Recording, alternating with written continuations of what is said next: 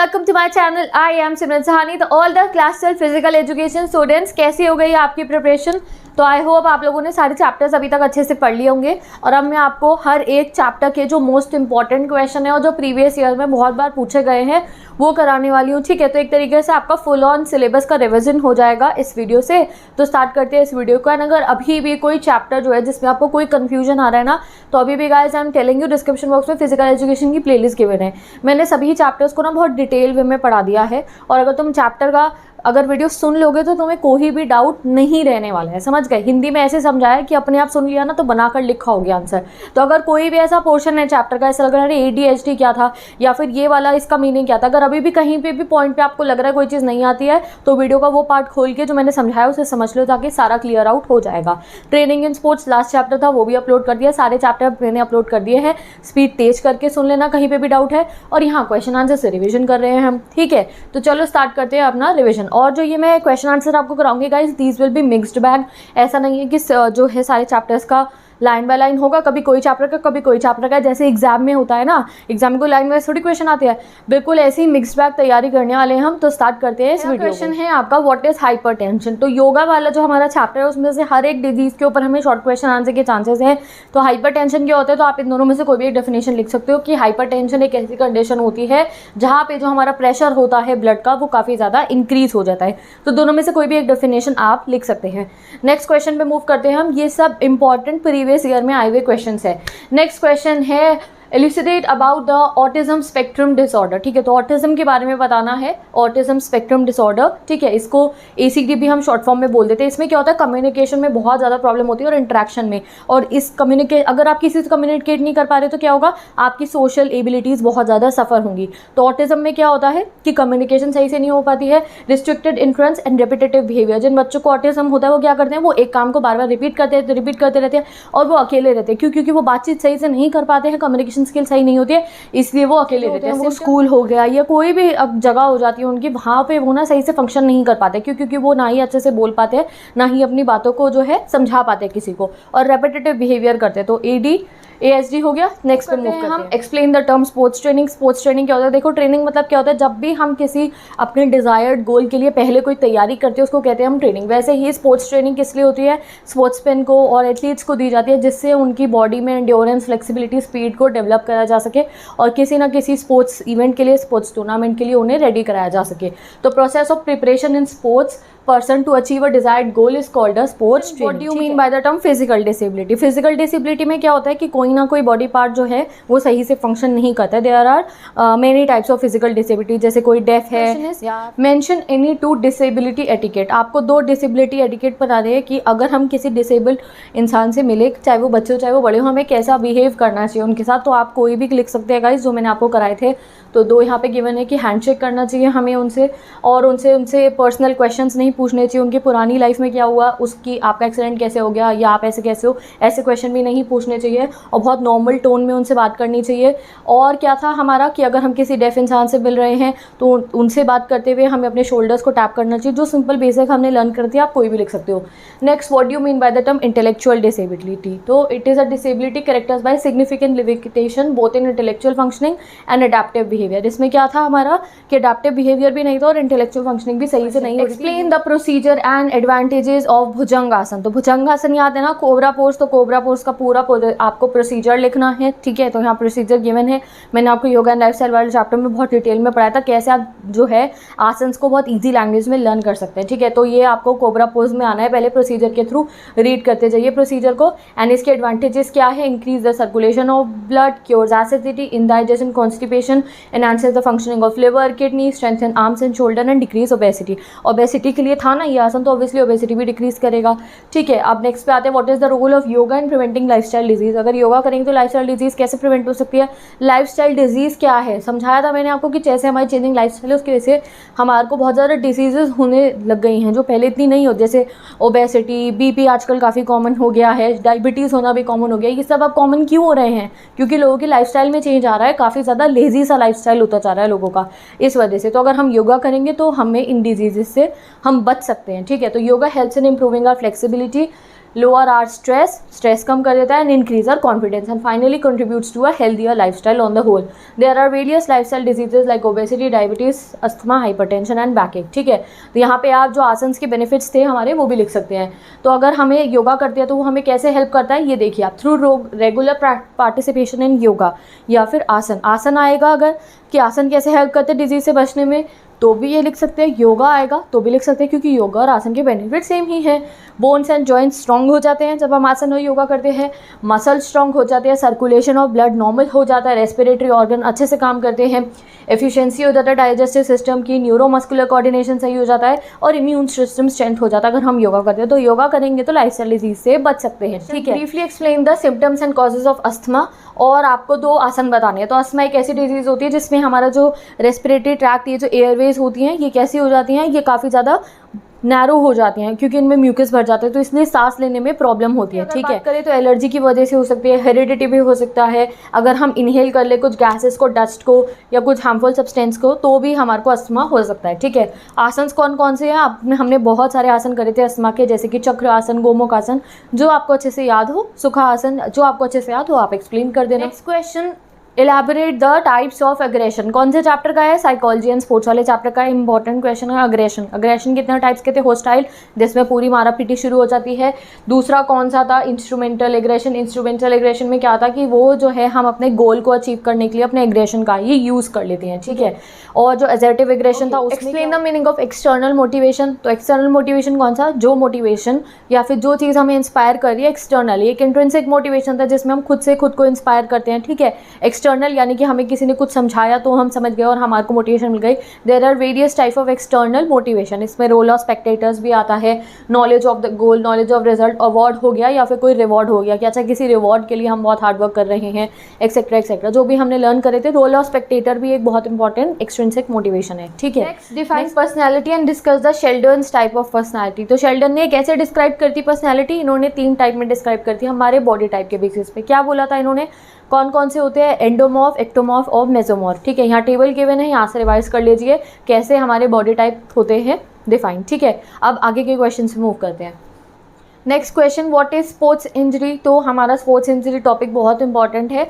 तो sports injury क्या होती है, कोई भी इंजरी जो हमें खेलते समय, पार्टिसिपेशन इन स्पोर्ट्स या कॉम्पिटिशन या ट्रेनिंग के समय हो जाती है, या किसी भी स्पोर्ट्स एक्टिविटी के दौरान अगर हमें कोई इंजरी हो जाती है उसे हम स्पोर्ट्स इंजरी में जो है इंक्लूड करते हैं। इंकेशन क्या होता है, जैसे मैंने आपको पूरा डायग्राम में बताया था ना, वो जो एक हमें थोड़ा डीप वाला नहीं, जो डीप से थोड़ा कम वाला कट लग जाता है, उसको कहते हैं हम इंकेशन। इंकेशन क्या है, एक तरीके की सॉफ्ट टिश्यू इंजरी, इट में occur due to a sharp edged object of sports. ठीक है, अगर किसी शार्प एज्ड ऑब्जेक्ट से आपको कट लग जाए तो वो इंकेशन बन जाता है, और अगर वो कट बहुत डीप हो जाए, बहुत घाव टाइप का बन जाए, तो वो लैक्रेशन था। ठीक है, समटाइम्स आर्टरीज और वेन्स में be cut, blood usually comes out freely from incision. ठीक है, next, what type of sport injuries is known as strain. Strain कौन सी वाली है, सॉफ्ट टिश्यू इंजरी है। Next, what do you mean by the soft tissue injury. तो soft tissue injury is the damage of muscles, ligaments and tendons throughout the body and bruises. ठीक है, कोई example लिख देना। Next question by first aid, और ये question exam में definitely आ सकता है। तो फर्स्ट एड क्या है, it is immediate and temporary care given to victim of accident और sudden illness before the arrival of doctor. जो डॉक्टर पे ले जाने से पहले या हॉस्पिटल ले जाने से पहले या डॉक्टर के आने से पहले जो हम फर्स्ट ट्रीटमेंट दे देते हैं पेशेंट को या फिर विक्टिम जिनका एक्सीडेंट हुआ है, उनको रिलीफ देने के लिए, उनकी जान बचाने के लिए, उसको हम क्या कह देते हैं, फर्स्ट एड कह देते हैं। अब यहाँ पे इन्होंने बोला है how you manage joint injury. अगर किसी को जॉइंट इंजरी हो जाए एकदम से तो आप उसको कैसे मैनेज कर सकते हैं। ऐसा हो कि हमें जॉइंट इंजरी वालों की हेल्प करनी हो तो सबसे पहले क्या हो गया कि immediately call for medical assistance. Medical assistance के लिए कॉल कर देना चाहिए और इतनी देर जो है आइस पैक लगा देना चाहिए, एंड देन डॉक्टर की एडवाइस के बाद जो है पेन किलर दे देनी चाहिए। ये हो गया हमारा how to manage the joint injuries. Next question पे मूव करते हैं। What are the immediate effect of exercise on cardiovascular system. जो कार्डियोवास्कुलर सिस्टम है हमारा, एक्सरसाइज करेंगे तो उस पर क्या इफेक्ट पड़ेगा, इंक्रीज इन हार्ट रेट। आप अपने जो खुद से लर्न करे थे वो भी लिख सकते हैं। When individual starts exercise his heart rate increases as per the intensity and duration of exercise. Heart rate increase होता है, स्ट्रोक वॉल्यूम भी इंक्रीज हो जाता है, यानी कि एक स्ट्रोक में हार्ट कितना जो है ब्लड को पंप कर रहा है वो भी इंक्रीज हो जाता है, कार्डियक आउटपुट भी इंक्रीज हो जाता है। और अगर हम बात करें जो हमारी कैपिलरीज है वो एफिशिएंटली काम करने लगती है अगर हम अच्छे तरीके से एक्सरसाइज करेंगे। Between slow Twitch and fast Twitch fibre, important question है, यहाँ मैंने डिफरेंस लिख दिया, इसको रीड कर लीजिए। स्लो ट्विच किस लिए काम आता है एंड फास्ट फास्ट ट्विच किस लिए काम आता है, वेरी इंपॉर्टेंट क्वेश्चन, अच्छे से कर लीजिए। नेक्स्ट क्वेश्चन में मस्कुलर सिस्टम, हमारे मसल्स पे क्या इफेक्ट पड़ेगा अगर हम एक्सरसाइज करेंगे? तो सबसे पहले तो मसल का जो साइज है वो इंक्रीज हो जाएगा, फैट कंट्रोल हो जाता है, हमारा पॉस्चर अच्छा हो जाता है और हमारी स्ट्रेंथ और स्पीड भी इंक्रीज हो जाती है। आप ये वाले भी लिख सकते हैं जो आपने खुद से बुक में से लर्न करे थे, या फिर जो भी आपको लर्न है वो भी लिख सकते हैं, नो प्रॉब्लम। अब्रेशन, तो अब्रेशन क्या होता है? जो हमारे को इंजरी हो जाती है ना ड्यू टू द फ्रिक्शन, जैसे अब आप सड़क पे गिर जाओ और ऐसे आपका हाथ बिल्कुल फ्रिक्शन के साथ मूव करते हो और यहाँ पे छिल जाता है, उसको एक तरीके से अब्रेशन करते हैं। It cause severe pains, sometimes bleeding. ठीक है, what do you mean by fracture? A fracture is a broken bone, it can range from a thin crack to a complete break. पूरे हमने फोटोज देखी थी ना कैसे अलग अलग टाइप के फ्रैक्चर होते हैं। फ्रैक्चर ये भी इंपॉर्टेंट है, how will you prevent injuries in sport? कैसे बचा सकते हैं हम खुद को चोट लगने से, स्पोर्ट्स में इंजरी होने से? तो अच्छे से वार्म अप करना चाहिए, स्ट्रेच करना चाहिए और कूल डाउन भी करना चाहिए, यानी कि खेलने से पहले वार्म अप करें, स्ट्रेचिंग करें एंड जो है बाद में हमें कूल डाउन भी होना चाहिए। जितना इंपॉर्टेंट वार्म अप होना है उतना ही कूल डाउन होना भी है। Undertaking training prior to competition, ठीक है, कि अगर आप कोई गेम खेलने जा रहे हैं तो उससे पहले ट्रेनिंग ज़रूर लेनी चाहिए। ऐसा नहीं कि मसल्स हमारे रेडी नहीं है और हम जो है चले गए हैं खेलने के लिए। ठीक है, पेशेंट में सबसे ज़रूरी क्या है? मेडिकल चेकअप करवा लेना चाहिए। इंश्योरिंग द प्लेइंग सरफेस, जो प्लेइंग सरफेस है उसे भी चेक कर लेना चाहिए कि हमारे आसपास का एनवायरनमेंट कैसा है, सेफ है, क्लीन है या नहीं। जैसे कि जब हम मैदान में खेलने जा रहे हैं तो पहले वो बिल्कुल अच्छे से चेक होना चाहिए कि कोई पत्थर वत्थर तो नहीं पड़े हैं और ग्रास अच्छे से है या नहीं, कि अगर कोई गिरे तो उसे चोट ना लगे। ठीक है, वेयरिंग एप्रोप्रिएट इक्विपमेंट्स भी सही से, या जो गेयर्स होते हैं वो पहनने चाहिए, जैसे हेलमेट हो गया या जो कुछ भी स्पोर्ट्स में हमें ज़रूरी इक्विपमेंट्स होते हैं वो अच्छे से पहन लेने चाहिए। And drinking water before, during and after play, avoid activities that cause pain. तो ये कुछ क्या हो गए गाइस हमारे, ये कुछ हो गए हमारे how to prevent injuries in sport. ठीक है, क्वेश्चन डिफाइन स्ट्रेंथ। स्ट्रेंथ क्या है? ये शॉर्ट क्वेश्चन के लिए है। It is the ability of an individual to overcome और एक्ट अगेंस्ट रेजिस्टेंस। ठीक है, इंड्योरेंस क्या होता है? Endurance is the ability of an individual to resist the fatigue for long time. Meaning of flexibility, ये आपको कैसे भी आ सकता है, ये आपको फिजिकल कंपोनेंट्स में भी आपको एक्सप्लेन करने को आ सकते हैं और फिर आपको इनके डिटरमाइन करने पड़ेंगे फैक्टर्स, तो रिवाइज कर लीजिए।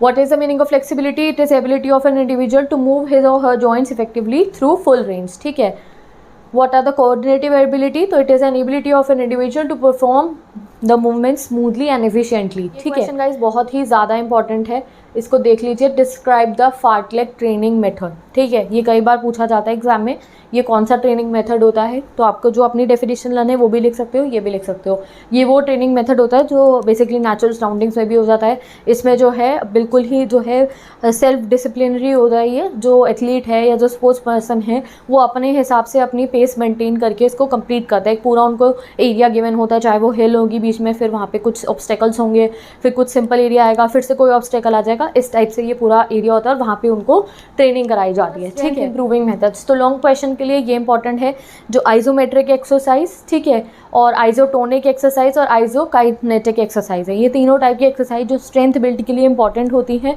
ये एग्जाम में आने के चांसेस होते हैं लॉन्ग आंसर क्वेश्चन में, तीनों ही एक्सरसाइज। तो इनको याद कर लीजिए, कई बार एग्जाम में कंफ्यूज हो जाते हैं हम कि आइसोमेट्रिक कौन सी थी और आइसोटोनिक कौन सी थी।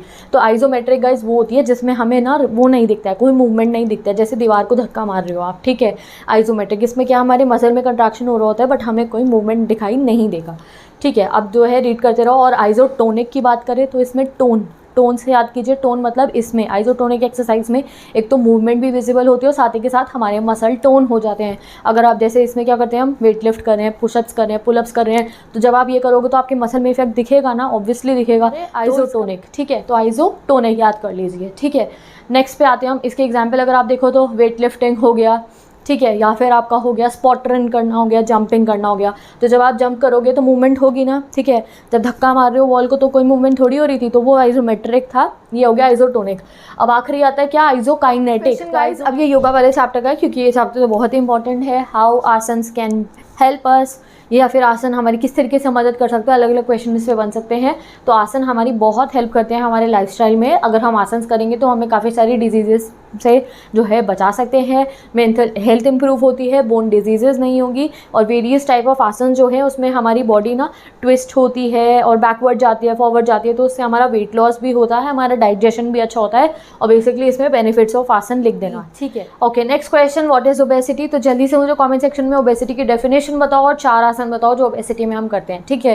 तो ये आपका टेस्ट हो रहा है अब, ठीक है। तो ओबेसिटी का डेफिनेशन बताओ और आसन बताइए। नेक्स्ट क्वेश्चन मूव करते हैं। तो डायबिटीज क्या होती है, diabetes is commonly known as metabolic disorder, और इसमें हमारी ब्लड में हाई शुगर लेवल हो जाता है।